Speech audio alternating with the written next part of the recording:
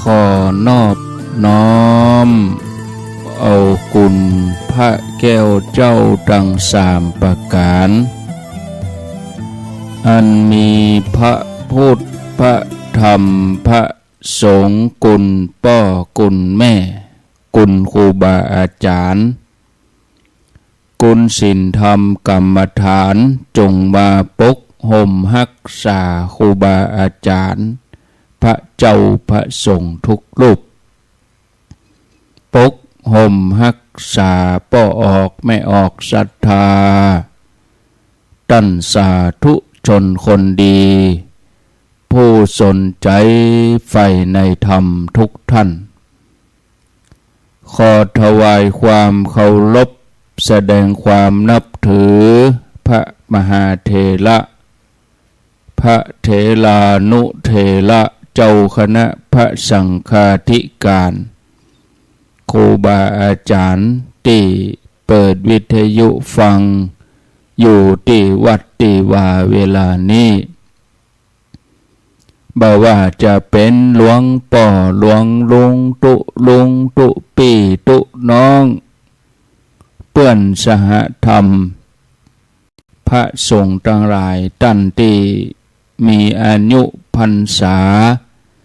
มีการศึกษามีภูมิธรรมที่สูงกว่าเก่ากับผมขอถวายความเคารพแสดงความนับถือจุตนจุองค์ขออนุโมทนากับสถานีวิทยุทุกคลื่นทุกที่ทุกแห่งที่เปิดสัญญาณนำรายการนี้ไปสู่ผู้ฟังทางบ้านเจริญพรญาติโยมท่านสาธุชนคนดีป่ออุ้ยแม่อุ้ยนักศีลนักบุญผู้สนใจใฝ่ในธรรมทุกท่านได้เวลาแล้วเนอได้เวลาแล้วถึงเวลาแล้วได้เวลาสำหรับการรับฟังธรรมะอันเป็นสาระประโยชน์ทางด้านพระพุทธศาสนาน้อมธรรมคำสอนขององค์สมเด็จพระชินวรสัมมาสัมพุทธเจ้าได้มาปะมาพบมามาเล่าสู่บรรดาพ่อแม่พี่น้องพ่อออกแม่ออกพ่ออุ้ยแม่อุ้ยนักศีลนักบุญท่านผู้ฟังทั้งหลายแล้วไผที่ยังบ่ลุกตัวก็เกียมตัวลุกมาได้แล้วเนอะเกียมตัวลุกมาได้แล้วหลับลุกเจ้ากินพักดังปายหลับลุกควายกินพักดังเก้าลุกเจ้าได้หลายลุกควายได้น้อยหลับลุกเจ้าเป็นเจ้าดังหลายหลับลุกควายปาฮือลูกหลานเป็นหนี้เป็นข้าเนอตื่นมาเหียเนอลุกมาเหียเนอลุกเนอลุกเนอลุกตื่นตื่นได้แล้วลุกได้แล้วญาติโยมทั้งหลายลุกเจ้าตื่นตัวเจ้าบัวกาบหันเนื่องนาพังพร้อมลุกควายบอตันหนตางกีดก้อมก้าตัวบ่ต้อมปูนอายจงเก่งเข้าไว้อย่าไปฮื้อขวายต่อหน้าสบายจำไว้เน้อเจ้าจำไว้เน้อเจ้าอรุณสวัสดิ์ธรรมะสวัสดีสวัสดียามเจ้าศรัทธาญาติโยมท่านผู้ฟังทั้งหลายยินดีต้อนรับเข้าสู่รุ่งอรุณวันใหม่ปะกันเจ้านี้เป็นเจ้าของวันพัฒ วันพฤหัสบดีที่26เดือนมิถุนายนพุทธศักราช2568วันนี้เป็นวันเดือน10เหนือออก1ค่ำขึ้น1ค่ำเดือน10เหนือมาปะกันในรายการเสียงธรรมแสงอรุณ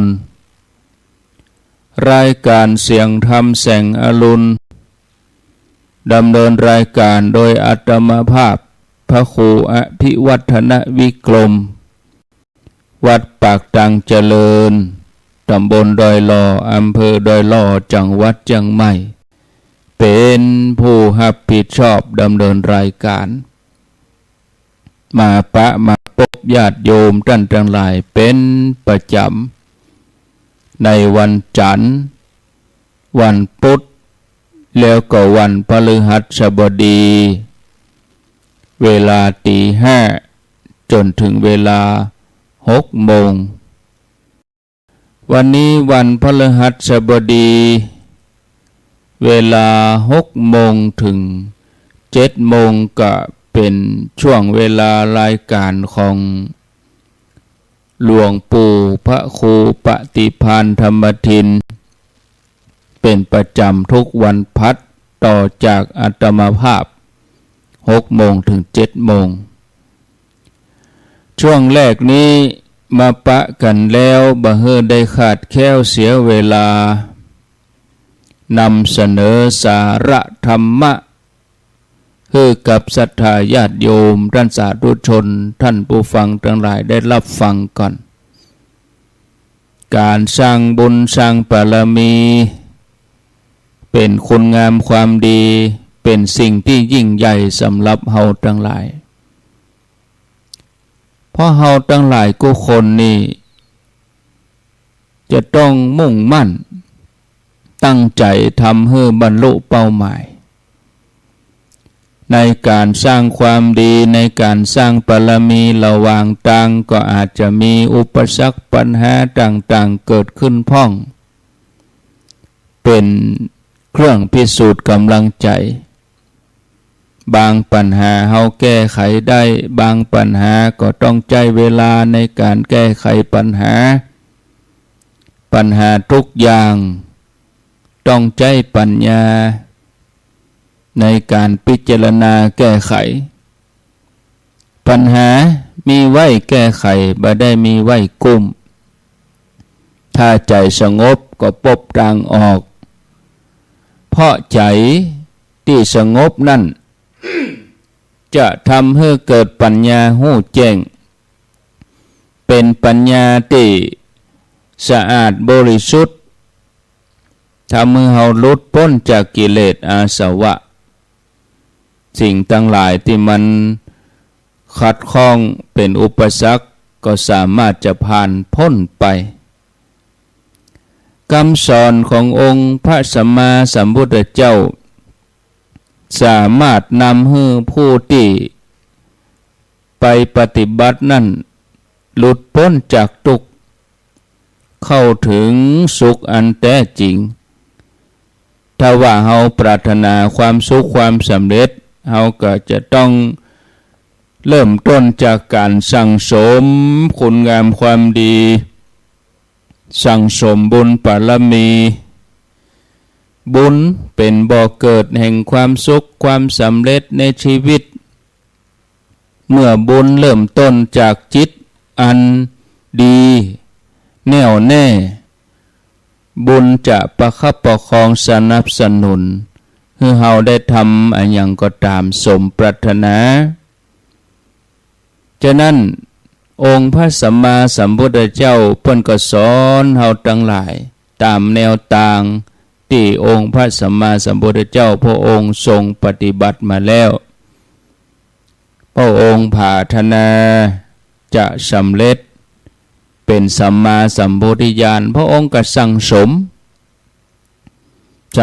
บารมีสั่งสมความดีเป็นบุญ อย่างเต็มกำลังความสามารถบอกว่าบุญที่เกิดจากการทานรักษาศีลหรือว่าบุญอะไรอย่างก็ตามญาติโยมเฮาตั้งหลายก็เอาแนวทางขององค์พระสัมมาสัมพุทธเจ้านั่นเป็นแบบอย่างเฮาทำอะไรอย่างก็ต้องทำแต่บ่ใช่ทำหยุดถ้าเฮากึดอย่างนี้กึดถึงบุญบารมีเฮาก็ต้องทำให้มันต่อเนื่อง ให้กึดอยู่เสมอว่าเฮาจะทำอย่างใดให้บุญบารมีของเฮานั้นเพิ่มเติมขึ้นไปในแต่ละวันญาติโยมทั้งหลายถึงวันนี้หลายท่านก็ทำหน้าที่อย่างดีหลายท่านก็อาจจะหย่อนไปพ่องเพราะขาดกำลังใจบางทีก็ท้อแท้ต่อปัญหาอุปสรรคก็ขอให้ทำหน้าที่ต่อไปเหมือนในสมัยพุทธกาลสันตติมหาอมาตย์ได้ฟังธรรมเพียงบทเดียวก็สามารถบรรลุเป็นอรหันต์ได้บรรลุเป็นปฏิสัมภิทานะเป็นคฤหัสถ์แต่และลึกจาดได้ว่าตัวเก่าได้ทำความดีอันยังไว้ถึงได้บรรลุทำง่ายการบรรลุทำง่ายนี่เป็นห้องว่าสุขาปฏิปทาคิปปะพิญญาสุขาปฏิปทาคิปปะพิญญาคือการบรรลุโวยประพฤติปฏิบัติสะดวกทางโล่งตรัสรู้ได้โวยเมื่อระลึกชาติได้ก็รู้ว่าในสมัยพระพุทธเจ้าชื่อว่าวิปัสสีตัวตั้นมหาอามาตย์เองก็ไปเกิดในตระกูลสัมมาทิฏฐิในนครพันธุมวดีเมื่อรู้ว่าพระพุทธเจ้าอุบัติเกิดขึ้นมาในโลกก็อยากที่จะให้คนทั้งหลายได้สั่งสมบุญอยากจะให้คนทั้งหลายได้ฟังธรรมจากพระพุทธเจ้าอยากจะให้คนทั้งหลายมีโอกาสได้เข้าถึงพระรัตนตรัยมีพระรัตนตรัยเป็นที่เปิ้งเมื่อสันตติมหามาตย์เกิดแล้วก็เดินทางออกจากบ้านโดยเท้าเปล่าก็บ่มีภัยจวนบ่มีภัยบังคับแต่ที่ทำไปเพราะหันว่าเป็นบุญสำหรับตัวเก่าเป็นประโยชน์ต่อคนทั้งหลายสันตติมหามาตย์ก็เลยเอวจักจวนคนทั้งหลายที่หู้จักพ่องบ่หู้จักพ่องเฮือทำบุญกุศลกันโดยตั้นสันตติมหามาตย์ได้เป่าประกาศว่าพระพุทธเจ้าอุบัติเกิดขึ้นมาในโลกแล้วขอพวกท่านทั้งหลายจงบำเพ็ญบุญกุศลสมทานทานศีลภาวนาหาโอกาสฟังธรรมกันมีรัตนะเป็นที่เปิ่งอันประเสริฐที่เปิ่งอย่างยิ่งในโลกนี้บ่มีแถมแล้วขอท่านทั้งหลายได้ปูจาพระแก้วเจ้าทั้งสามประการเถิดพระเจ้าพันธุมะผู้เป็นพุทธบิดาเมื่อได้ยินเสียงของละอ่อนหนุ่มคนนั้นคือสันตติอามาตย์สมัยนั้นเป็นคนหนุ่มพญาเจ้าเมืองก็หับสั่งห้องเข้ามาถามว่าหนุ่มเอ้ยเธอเอี่ยวไปเที่ยวไปเอิ้นบอกเป่าทำอะไรอย่างเมื่อพระองค์ทรงทราบว่าเด็กหนุ่มคนนี้กำลังเที่ยวไปประกาศกุลของพระรัตนตรัยจวนคนทั้งหลายสั่งสมบุญพญาเจ้าเมืองพันธุมะก็อนุโมทนาพระองค์ทรงหันว่าการไปทำหน้าที่นี้เป็นหน้าที่ที่มีเกียรติการเดินโดยเท้าเปล่านี่คงลำบากพญาเจ้าเมืองพระราชทานม้าที่ฝึกมาดีแล้วเอามอบให้พระราชทานเป็นพาหนะกับสันตติอามาตย์ สันตติเด็กหนุ่มตอนนั้นได้รับพระราชทานม้าเป็นรางวัลอันเป็นเกียรติก็เกิดกำลังใจออกทำหน้าที่ของตัวเองทุกวันบ่ขาดแล้วก็ทำหน้าที่แผ่บุญกว้างไปบอกบุญไปพญาเจ้าเมืองหันว่าหนุ่มน้อยคนนี้ทำหน้าที่อย่างดีเกิดรับสั่งให้มาเข้าเฝ้าแล้วก็พระองค์ก็รับสั่งว่าม้ายังคงบ่เหมาะสำหรับผู้มีใจสูงอย่างเธอพญาเจ้าเมืองก็พระราชทานรถราชรถอันมีม้าสินทบเป็นพาหนะอยู่4 ตัวเป็นพาหนะคู่ใจเพื่อทำหน้าที่อย่างสะดวกสบายเดินทางได้ไกลแถมน้อยผลแห่งการทำความดีผลแห่งการจักจวนคนกระทำเมื่อคนใกล้คนไกลได้หู้จักทานศีลภาวนาเมื่อได้รับฟังธรรมจากพระสัมมาสัมพุทธเจ้าแต่ละคนตามบุญสมปานของตนก็บรรลุธรรมตามส่วนตามบุญที่ตัวเองสร้างมาส่วนสันตติก็ได้รับพระราชทานทรัพย์สมบัติเป็นเครื่องประดับต่างๆพระราชทานจ้างเป็นพาหนะในการสร้างบารมีสันตติท่านได้รับเครื่องประดับเสื้อผ้าอาภรณ์นั่งบนคอช้างทำการเอิ้นเป่าห้องคนทั้งหลายฮือหูจักกุลของพระรัตนตรัยทำอย่างนี้ยาวนานถึง80,000 ปีเมื่อละจากโลกไปก็ทำให้ตนไปสู่สุคติวิมานในสวรรค์อันใหญ่โตมีรัศมีกายสว่างสวัยที่พิเศษไปกว่านั้นคือมีกลิ่นจันทร์ฟุ้งออกจากกายกลิ่นอุบลฟุ้งออกจากปาก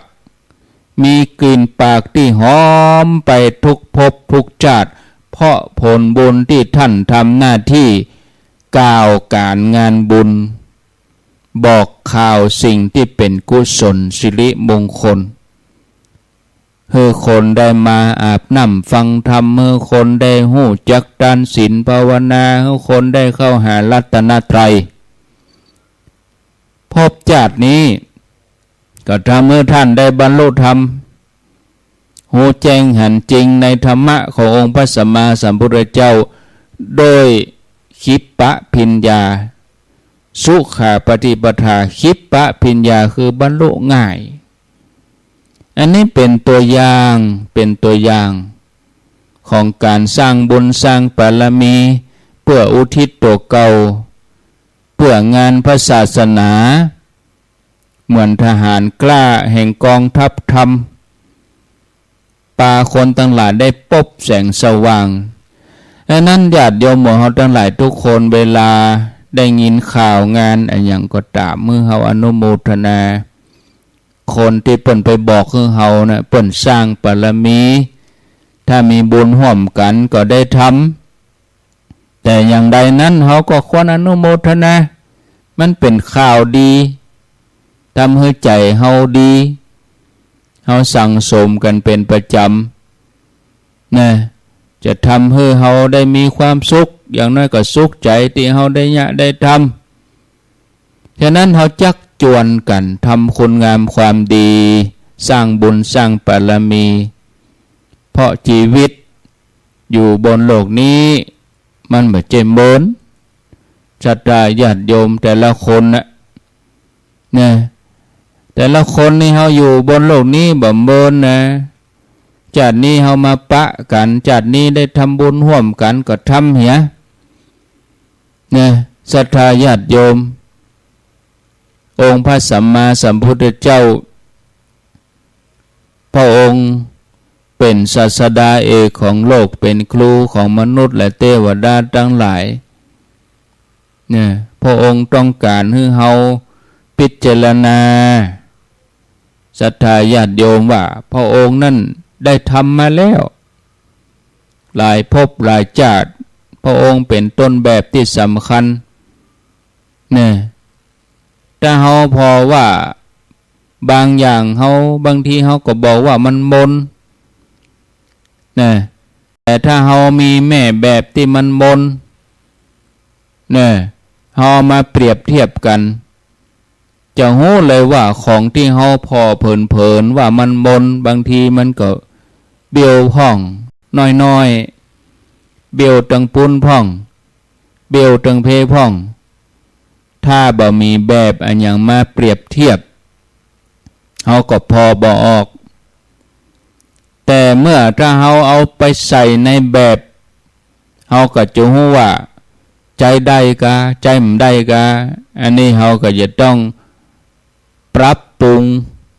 พอให้หันชัดคนเขาก็เหมือนกันบอกว่าคนนี้เป็นคนดีคนนี้เป็นคนบดีเป็นการพอเพียงภายนอกบางทีมันดีมันก็เกินคาดนะเขาจะหันชัดก็ต่อเมื่อเขามีแบบมีต้นแบบองค์พระสัมมาสัมพุทธเจ้านั้นพระองค์เป็นต้นแบบนะเฮาใครรู้ว่าที่เฮาทำนั่นถูกหรือว่าผิดควรหรือบ่ควรเพื่อตรวจสอบโดยการพอแนวคำสอนของพระพุทธศาสนามาเป็นแบบมันคัดก็ที่เฮาเนี่ยเฮาทำมันคัดตามศีลตามธรรมก็ว่ามันไปตามทำนองครองธรรมแถมอย่างหนึ่งพระพุทธเจ้าพระองค์เป็นบุคคลที่มีคุณต่อโลกคำว่าโลกนี่รวมไปถึงหมดเลยนะ3โลกเลยโลกสวรรค์โลกมนุษย์ไปถึงพวกนั้นอบายภูมิทุกอย่างนะศรัทธาญาติโยมเฮาทั้งหลายคนทั้งหลายที่มีคุณต่อเฮาอย่างมากก็ฮื้อเข้าป่าอาหารฮื้อทรัพย์สินเงินทองฮื้อความช่วยเหลืออนุเคราะห์ด้านต่างๆแต่สิ่งที่องค์พระสัมมาสัมพุทธเจ้าฮื้อแก่เจ้าโลกนั่นคือความหลุดพ้นเนี่ยท่านผู้ฟังญาติโยมถ้าเฮาพอทุกมนุษย์เป็น3ระดับก็คือระดับที่1ความทุกข์ในชาตินี้เนี่ยอย่างใดถึงจะมีกินมีใจตั้งตัวได้มีเงินมีทองอันนั้นคือความทุกข์โดยทั่วไปในภพชาติปัจจุบันระดับที่2ความทุกข์ในโลกหน้าความทุกข์โลกหน้าคือเนี่ยอย่างใดที่ตัวเก่าจะต้องบ่ไปตกอบายเมื่อละจากโลกไปแล้วทำอย่างใดเฮาถึงจะไปสู่สุคติระดับนี้มันเป็นโจทย์ใหญ่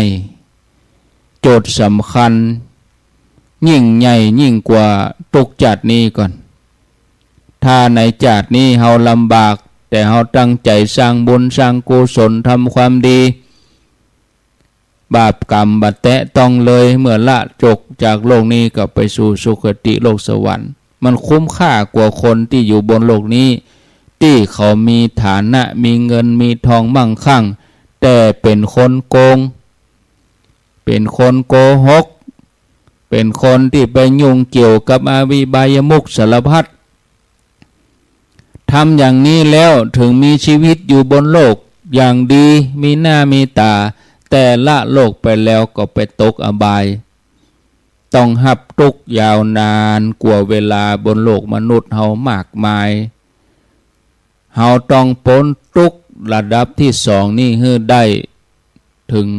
จะได้ชื่อว่าใจได้ระดับที่3นี่เป็นระดับสูงสุดคือการพ้นทุกข์อย่างยิ่งถ้าตราบใดที่เฮายังบ่พ้นทุกข์จนถึงที่สุดคือการเข้าสู่พระนิพพานกิเลสมันบ่หมดเสี่ยงเตื้อตราบนั้นก็ยังถือว่ายังบ่แน่นอนเตื้อชาตินี้ตั้งตัวได้สร้างบุญสร้างความดีสร้างกุศลเมื่อจากโลกนี้ไปก็ไปเป็นเทวดานางฟ้า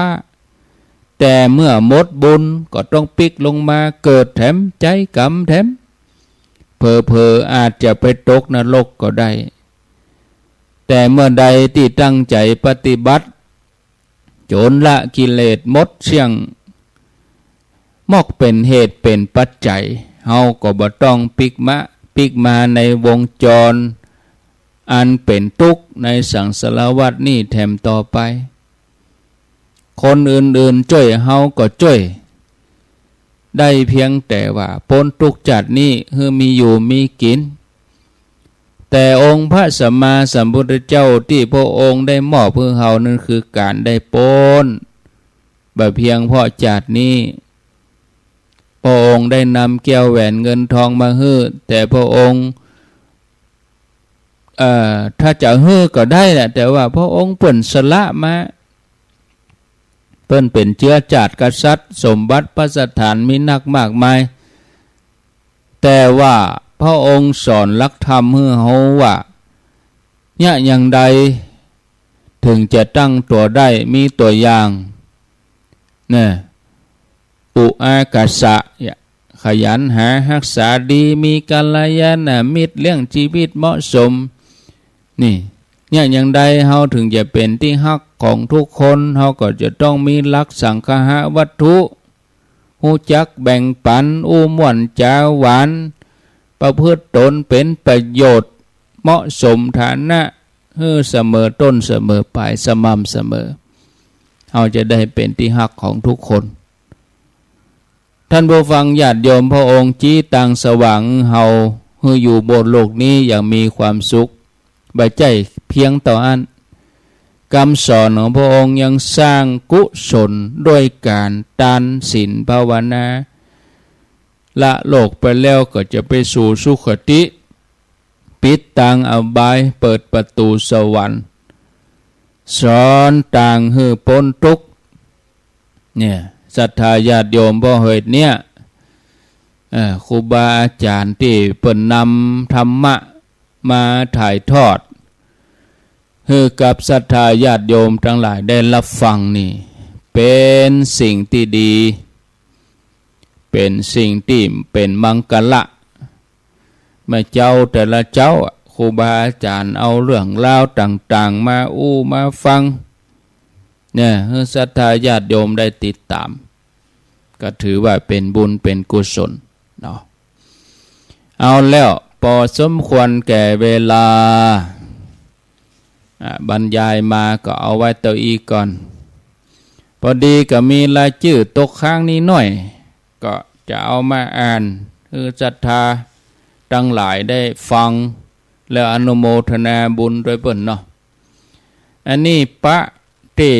แม่ห้องไข่เปิ้นเอามาฝากพ่องแล้วก็โยมที่เปิ้นเอามาตานให้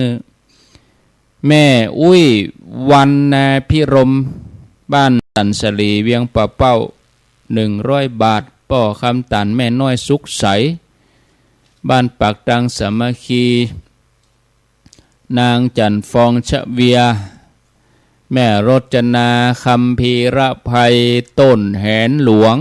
100 บาทนางสาวสุจิรานินโขงตานเฮือกับนายสุวรรณนางจันจิลานินโขงบ้านดอนใจแม่อย่างมุนเนอนี่โตอ่านมาออกมีการนำสกุลว่าจิตเสรีอ่านออกขออภัยนางพรพนาลิปัญญาสารปีเชียงใหม่เป็นศรัทธาวัดอุโบสถนะแม่จันเพ็ญชัยล้อมวัดอุโบสถตำบลชัยสถานสารปีนางสุภาพกองอินศรัทธาวัดนันตารามถ้าได้เปิ้นบ่ได้เขียนมาเปิ้นบ่เขียนก็มาอ่านนะแม่เรือนแก้วเลิศล่าบ้านล่องดอนใจป่าบงสารปี100 บาทอีกะเขียนมาครบกะพ่อบุญธรรมแม่รัตนาสังคำฟั่นบ้านโป่งหนองตำบลเวียงป่าเป้าเจียงไฮ้100 บาทอีกะ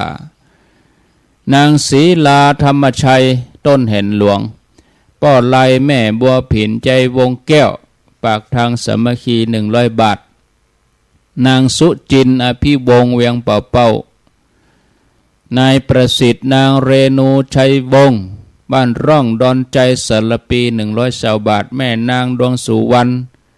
บ้านป่าจัน100 บาทนายสายันนางดารุณีดวงสุวรรณป่าจัน60 บาท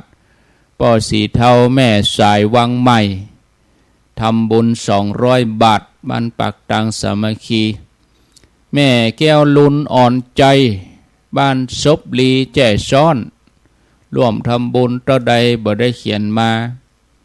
แม่คำนวณกำลังแข็งแจ่ซ้อนแม่คำนวณปะกันที่แม่ห้องไข่อนุโมทนาป่อชัยแม่คำแปงชัยชนะแม่กองคำร่วมมาโดยป่อชัยแม่แปงปัตตานสามัคคี100 บาทแม่กองคำอยู่เวียงป่าเป้า200 บาทแม่คำดิบกันทวงศ์สีเวียงทองแต่ได้เขียนแม่ยวงคำอินทปัน100 บาทปากตังสามัคคีป่อแก้วแม่สุรีมณีโต100 บาทป่อโคยุทธศักดิ์แม่อัมพันธ์เรามาสุวพันธ์100 บาทเอาครบต่อไปเอาปอนสัพปิติโยวิวัตชันตุสัพพะโลโกวินัสสันตุมาเตภวัตวันตรายโยสุขีทีคายุโกภวะอภิวาตานะสีลิสะนิจจังวุธาปจายโนจัตตาโลธรรมาวะทันติอายุวันโนสุขังปะลังเอาแล้วครบถ้วนแล้วได้ฮือธรรมะได้อ่านรายชื่อแล้วก็ปั่นปอนครบถ้วนกระบวนความต่อไปนี้จะมาอู้จารายละเอียดเบื้องต้นที่ทุกคนต้องการฟังโดยเฉพาะญาติโยมที่เคยไปร่วมกินทานกันมาญาติโยมที่รับฟังในเครือข่ายขึ้นสีขาวเฮานี่ว่าวันนี้วันพฤหัสบดีจะเอารายละเอียดเรื่องการไปตันเตียนมาอุก็ได้เอาข้อความลงไปใน Facebook ก็ตามนั้นที่จะไปตันเตียนก็ไล่หากันถึงคนสะดวกเดินทางไกลไล่หากันกับท่านที่สะดวกเดินทางใกล้ก็หมายความว่าเอาชัดทาสะดวกว่า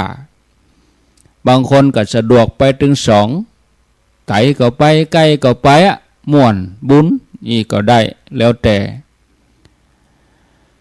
ไปครั้งแรกเราจะไปกันวันที่20 เดือนหน้าวันที่20 กรกฎาคมซึ่งเป็นวันอาทิตย์อันนี้ไปที่สำเบิงวัดสำเบิง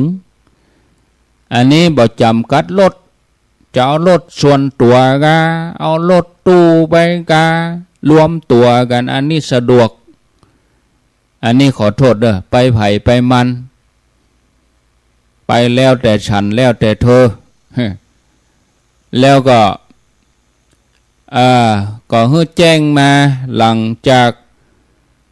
วันนี้เป็นต้นไปอันนี้เอาสำเมิงนี่ก่อนหรือญาติโยมจะไปด้วยตัวเองกะไปร่วมเอาไปจุดเดียวละแต่ว่านิมนต์เพิ่นมาหั่น9 วัดเลยแต่ถ้าเราไปจุดโล่นนี่มันอิดคนมันหลายมันเดินทางยากลำบากสำเบิงนะวันที่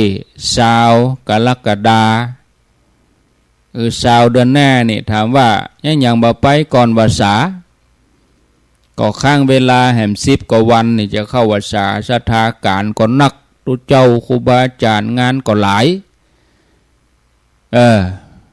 มันบ่นิ่งแต่ถ้าว่ากลางวาสานี่เขาตึ้มเนี่ยอย่างหรอมันกลางวาสาอันนี้ก่อนเข้าวาสาก็เห่งอย่างกันสปะงานนักกุฏิงานแต่ละงานมันนัก ถ้าเล่งไปเอาเข้าพรรษาไปสักติดหนึ่งก็ยังแควนถ้าว่าไปวันติดแรกมันก็ทีล่ำก็หาเข้าพรรษานี่ก็เลยเอาวันที่เช้านะเป็นวันอาทิตย์เข้าพรรษาได้1 อาทิตย์เนาะวันที่เช้ากรกฎาเนอะไปตาลเตียนที่อำเภอสำเบิงวัดสำเบิงอันนี้ไปตาลตัวกันครั้งแรกอันนี้สะดวกสำหรับคนที่ต้องการไปกลับสะดวกวันเดียวไปมาเจ้าปิกมาแรงมาตอนฉันเพลแล้วตาลมาตอนแล้วก็แล้วไปถึงปุ้นเขากลัวเขาจะลงตัวกันเนาะไปถึงปุ้นก็พอกี่ข้าวตอนแล้วก็กี่ข้าวตอนแล้วก็ตาลแล้วก็ปิกมาถึงบ้านก็บ่เกิน5 โมงแลงอันนี้สะดวกสำหรับผู้ที่เดินทางไกลไม่ไหวสำหรับท่านที่สะดวกเดินทางใกล้ปีหน้าเขาก็ไปตานที่อื่นแถมนะปีหน้านี่ไปหล่อเตียนลำปางแล้วก็จะไปตานแถวเมืองน่านปุ่นปีหน้านี่ไปละแวกภาคเหนือเขานี่เมืองน่านก็ไปเยาก็อีนะและแหมปีก็มารอที่เชียงใหม่อย่าเวียนกัน3 จังหวัดนี่ปีนี้มารอเชียงใหม่ที่วัดแม่ห้องไข่แล้วก็ไปตาลที่สำเบิงปีหน้าไปรอที่ลำปางก็ไปตาลแถวลำปางพ่องแถวเมืองน่านพ่องแถมปีก็ไปรอเชียงไฮ้ก็ตาลแถวเชียงไฮ้พ่องไปตาลแถวแม่สวยวังเหนือหมู่นั่นนะอันนี้คือคิดไว้จะอีเนาะปีนี้เขารอเชียงใหม่เขาก็ตาลนี่เสมอเนี่ยเชียงใหม่ปีหน้าไปรอลำปางก็ตาลแถวลำปางแถวเมืองน่านอีนะแถวพะเยาอีนะแล้วก็วันแห่งปีถ้าไปรอเชียงไฮ้ก็ไปตาลแถวเชียงไฮ้พวกนั้นอย่าเชียงไฮ้ก็แม่สวยก็วังเหนือก็อย่าเนาะแล้วก็ท่านที่สะดวกไปไกลอันนี้ว่าเพื่อแล้วก็จำกัดรถท่านที่สะดวกไปไกลนั่นนี่จะไปตาลที่เมืองกาญจนบุรีเนี่ยบางพ่องก็เคยไปแล้วบางพ่องก็บ่เคยไปเตื้อไปแล้วก็ไปแถมกันเนาะไปแล้วก็ไปแถมกาญจนบุรีอันนี้วันที่13 14 15เดือนสิงหาคมก็ห่างกันเดือนนะ13 14 15เนี่ยยังบ่ไปวันเสาร์วันอาทิตย์อาตมามันไล่พอมันตรงวันศีลหมดถ้าเป็นวันศีลนี่ไปไหนมันได้เนาะแต่บางท่านก็ว่าโหกลางวาสายังออกไปป่นสัตตหะไปนอนต่างที่ไม่เกิน7 วันอันนี้คือเข้าใจตัวถ้าเลยกว่านั้นเป็นกันยานี่โล่งมันก็ไข่ไก่ล้ำไปกันยานี่นะมันโล่งแต่ว่ามันไก่ล้ำหมอกจับกลางเดือนสิงหานี่เข้าพรรษามาได้เกิงหนึ่งก็พอดีนะเนาะก็หลังวันแม่ไปวันนะศรัทธาญาติโยมเนาะ13ออกเดินทางเอาคนสะดวกนะถ้าว่าตาลเตียนที่เสมงวันที่20แล้วก็ก้อยเอารายละเอียดมาอู้กำอันศูนย์กันคนเท่าจะจำซับสนเนาะไปตาลที่ไหนกันแน่นี่ก็เป็นนั้นว่าจำไว้เหียเนาะวันที่20 กรกฎาเดือนหน้าไปตาลที่สำเบิง13 14 15สิงหาไปกาญจนบุรีไปกาญจนบุรีนี่จำกัดรถเอาไปแค่30 กันต่ออัน นะประเด็นนี้เข้าใจรวมตัวอย่าบางท่านว่าไอ้แม่มินี่2 คนจะไปตัวได้ก็บรับตัวเนอะบรับตัวผมมินี่คนเดียวข้าเจ้ามินี่คนเดียวจะไปนั่งรถตัวไผ่ได้ก็บรับตัวอันนี้รับเฉพาะไปจับกลุ่มกันมาเพราะมันง่ายกล้ากลุ่มเฮาเนี่ยสมมติว่าบ้านนี้หรือว่ารถกันนี้จะไปฮับที่ไหนนั่นก็ชุดแล้วแต่เป็นรวมตัวกันมารถก็เสาะคนเดียวแต่ละกาจะมาว่าหลังวันที่เช้าเพราะว่าต้องศึกษาเส้นทางต้องไปถามสถานที่พักต้องติดต่ออย่างหลายๆอย่างอยู่ตอนนี้คือคำตอบบ่ได้ตัวแต่ก็เกียมไว้คนละไม่เกิน 2,000 บาทเกียมไปคนละ 2,000 นั่นแหละมันไกลเลยปอก็เฮาไปพุ่นน่ะสระบุรีพุ่นน่ะอย่าได้นอนเฮาไปเมื่อวันน่ะมันม่วนดีมันได้หันดีถ้าไปแม่แรงนี่นะบางท่านว่าไปแม่แรงดีก็ท่านอินดูคนขับรถมันอันตรายไปมาแล้วทำแล้วรู้แล้วไปเมื่อคืนเนี่ยเมื่อคืนบางทีก็โชเฟอร์นี่เขาต้องย้ำเขาฮับรถฮับอีแม่วันที่13แล้ววันที่12น่ะบ่ต้องฮับงานไหนโชเฟอร์บางคนนี่ก็ฮับงานปิกมาดกเดินกลางคืนมาเจ้า13ออกแถมมันก็ง่วงถ้าง่วงแล้วอันตรายละดังนั้นต้องเน้นคนขับวันที่12ให้รับอิ่มวันแม่เกียมรถเถีย12ตอนบ่าย12สิงหาเนี่ยห้ามฮับงานดึกเดินกลางคืนบ่ใจว่าฮับงานปิกมาตี2บ่เจ้ามันแจ้งตี4วิ่งรถมาฮับผู้โดยสารอย่างอี้มาเอาจะต้องย้ำคนขับเนี่ยมันเคยมีกรณีแล้วง่วงฮับงาน 2-3 วันติดกันวันจะไปนั่นเป็นขี้หูขี้ตารับบ่อิ่มเฮาเดินทางมาเจ้าหรอเนี่ยช่วงมาเจ้ามันต้องสดชื่นรับอิ่มเมื่อคืนนั่นคนขับนี่สำคัญอันนี้เฮาต้องย้ำหน่อยที่บอกว่าคนนี้มี2 คนคนนั้นมี3 คนเนี่ยจะไปฮับได้ก่อมันมีปัญหาตลอดอาตมาก็เลยตัดปัญหาก่อนแก่งโหนี่เอาเตื้อบางทีรถกันนี่กันเดียวไปฮับขอโทษเนาะไปฮับสันปะตอง2 คนเนี่ยแม่วาง3 คนเนี่ยป่าซาง1 คนเนี่ยได้รอ2 คนเนี่ยโอ้บ้านแก่งโหลู่กันนั่งหน้าบางคนก็ว่านั่งหลังบ่ได้เมาหัวขอนั่งหลังตั้งหลังคนขับเบาะกลางไปเถียงกันในรถบ่ยอมกันแล้วมันมีปัญหาแต่ว่าถ้าว่า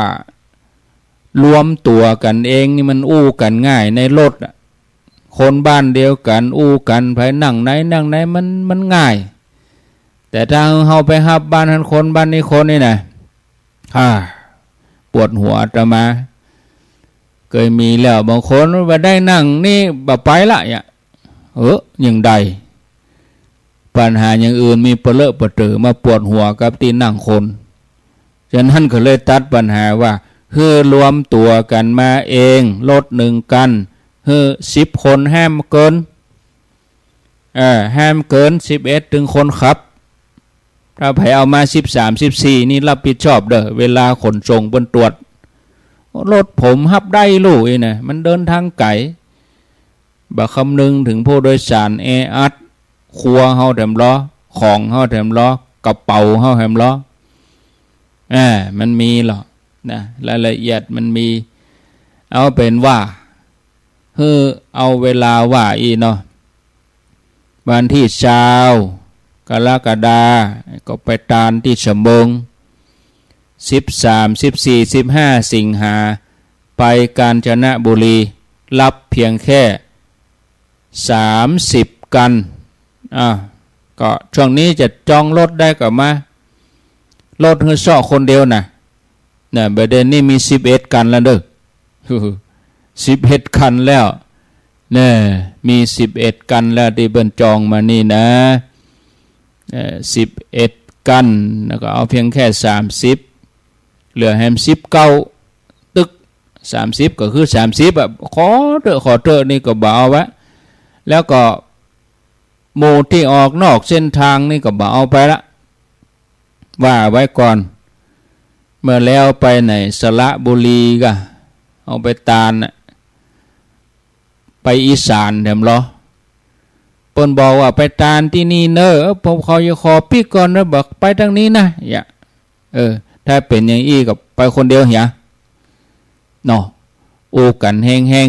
ๆก็เปิ้นถึงว่าไปตาลโดยกันก็ต้องไปโดยกันอันทีตาลแล้วพวกเขาบอกไปห่วมแล้วเนอะอย่ามันยิงได้ปวดหัวเหมือนกันนะเมื่ออันกัดไปกันเองเหี่ยบัดถ้ามาห่วมคณะเนาะอันเปิ้นจะไปห้องคณะจะได้เปิ้นห้องเป็นห้องหมู่จะได้อันเปิ้นไปห้องว่าไปตาลด้วยกันจะได้มันถึงมีแต่อันนี้อาตมาฮู้แล้วเพราะว่ารายชื่อปีแล้วนี่เอาไว้อยู่กากบาทไว้แล้วรถเบอร์ใดที่บ่ไปห่วมบ้านไหนนะมันเชื่อว่าบ่ฮู้เขียนไว้แล้วก็นั่นก็บ่รับเฉพาะคนที่เพิ่นฮู้เรื่องได้ที่ฮู้เรื่องก็บ่เอาไปก็มันฮู้เรื่องเอาไปหยังยากนะบัดเดี๋ยวนี้มีอยู่11 กันที่แจ้งเข้ามากับแม่จีรพันธ์5 กันแม่บุญทวีตาออดน้ำเพอพระ1 กันแม่สายฝนสิทธิปราณีประตูเชียงใหม่1 กันแม่กองคำทองคำสันสลี1 กันแล้วก็มีหนองไห้จอมตอง1 กันป่ออุดมพุทธวงศ์1 กันป่ออดุลปาตีคำโดยแดน1 กันเป็น11 กันแล้วเนอะนะอันนี้11 กันอันนี้กับแต่ละหัวหน้ารับผิดชอบเองถ้าเราฮู้ว่าคนนั้นจะไปแล้วบ่หลังวันที่20ประมาณวันที่20ปลายนี่ก็เขาเก็บสตางค์เขาเหียก็มาอันมันมีหรอ รถก็จองแล้วเผื่อใกล้จะไป2 วันโอ้บ่ไปละถอนตั๋วมันจังอันเราก็จะได้คือคนอื่นแทนไปเก็บการลดไว้ก่อนแน่นอนดีส่วนการลดนั้นต่อใดอย่างใดก็เดี๋ยวจะมาขอไปสำรวจเส้นทางศึกษารายละเอียดอย่างต่างๆก่อนเนาะเรื่องที่พักที่กินอย่างเฮียก่อนเนาะนะก่อยมาแต่ประเด็นนี้เอาตัวอี้เป็นเบื้องต้นก็เฮือแจ้งมาทางโทรศัพท์ก็ได้ทาง Facebook ก็ได้ทาง LINE ก็ได้พิมพ์มาให้ได้รายละเอียดอย่างนี้บ่ใช่ว่าข้าเจ้าจะไปด้วยกันนี่ยังบ่แน่ชัดบ่ฮู้เรื่องเตื้อนะสมมติว่าจะไปด้วยก็ให้เขียนรายละเอียดพิมพ์มาว่า1ไผที่แจ้งเนี่ยนายกนางขอชื่อหยังนามสกุลหยังอยู่บ้านหยังเบอร์โทรหยังไผคือคนบอกเนี่ยเป็นผู้นำบุญเนี่ยไผคนขับรถชื่ออะไรคนขับรถชื่อหยังนายหยังนามสกุลหยังเบอร์โทรหยังเอา3รายละเอียดนี่มาแจ้งจะไปแจ้งกับชื่ออันอาตมาบ่รับเตื้อผมจะไปด้วยกันเนอะก็ฮู้อยู่ผมนั่นเป็นไผ ว่ามันบัดเรียบร้อยนะผมนายกอยู่บ้านหยังตำบลอำเภอจังหวัดเบอร์โทรหยังแล้วก็คนขับรถเอารถไผไปนะชื่อหยังนามสกุลหยังคนขับอยู่บ้านไหนเบอร์โทรง่ายดีเพื่อจะได้อู้กันง่ายเนาะบุญเวลาประสานงานบุญบางทีคนขับเขาบ่ได้ฟังวิทยุหมู่เฮาที่เฮาตั้งใจจะไปเนี่ยเฮาฟังเฮาก็ฮู้ บางทีคนขับถามจะไปตานไหนก็บอกฮู้นะอย่าเจอีก็มีนะเวลาฟังนี่ครับฟังผ่านๆไปได้จำรายละเอียดเนาะเอาไว้เต้าอี้ก่อนสำหรับเรื่องราวการเดินทางก็จะไปลืมเด้อเอาไปรอเตียนแล้วนะเตียนที่เขารอแล้วเขาก็ต้องเอาไปตานคนที่เปิ้นไปไก่ก็ถือว่าเปิ้นเป็นตัวแทนของหมู่เฮาถึงแม้หมู่เฮาบ่ได้ไปเฮาก็ฝากไปเฮาก็อนุโมทนาบุญก็ได้ส่วนตัวนี้ไปเป็นตัวแทนไปตานกรรมไปไก่บ่ไหวแล้วอีกก็ได้ฝากไปบางท่านเปิ้นก็จะไปถึง2ที่เลยเฮาก็ไปตานถึงถึง2เวลาเนาะอันนี้ก็อนุโมทนาบุญนะเอาละพอสมควรแก่เวลาจะอู้ต่อก็คอแห้งติ๊กๆนะโอ้บ่ใจบ่ให้บ่ดีนะจัดรายการนี่ศรัทธาญาติโยมพักใดก่อนเด้อต่อไปก็เป็นรายการของหลวงปู่พระครูปฏิภาณธรรมทินอาตมาลาศรัทธาไปก่อนปากันแถมใหม่โอกาสหน้าอายุวันโนสุขังพลัง